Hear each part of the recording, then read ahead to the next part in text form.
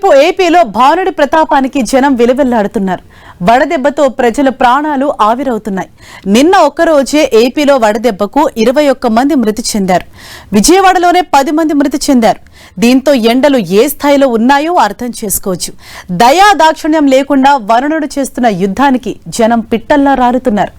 కాసేపు అలా బయటకు వెళ్లి వచ్చేవారు కూడా వడదెబ్బకు గురవుతున్నారు. వడదెబ్బతో మృతి చెందుతున్న వారిలో ఎక్కువ మంది యాచకులే ఉన్నట్లు తెలుస్తోంది.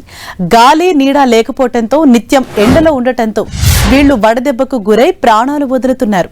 విజయవాడలో మృతి చెందిన 10 మందిలో 8 మంది యాచకులే ఉన్నట్లు అధికారులు తెలిపారు.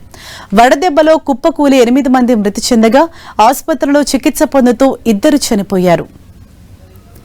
ఇటు ఏలూరు జిల్లాలో 3, పశ్చిమ గోదావరి జిల్లాలో 1 మృతి చెందారు. పశ్చిమ గోదావరి జిల్లా పాలకొల్లు మండలం పూలపల్లిలో, ఒడిశాలోని రాయగఢ్ జిల్లా రాయకోన ప్రాంతానికి చెందిన ఓ వ్యక్తి వడదెబ్బతో మృతి చెందారు. కాకినాడ జిల్లాలోని 3 ప్రాణాలను గాల్లో కలిపాడు సూర్యుడు. సర్పవరం పంచాయతీలో ఒప్పంద కార్మికుడిగా పనిచేస్తున్న గుర్రం అప్పన్న, గొల్లప్రోలు మండలం చెందుర్తిలో పిల్లి రమణ, పిఠాపురంలో అప్పారావు వడదెబ్బతో మరణించారు. పల్నాడు జిల్లా నరసరావుపేట పట్టణంలో 2 గుర్తు తెలియని వ్యక్తులు వడదెబ్బతో మృతి చెందారు. మార్కెట్ సెంటర్లో గుర్తు తెలియని వృద్ధుడు, పట్టణంలోని చిత్రాలయ సెంటర్లో విజేత సినిమా హాల్ ఎదుట యువకుడు ఎండ తీవ్రతతో మృతి చెందారు.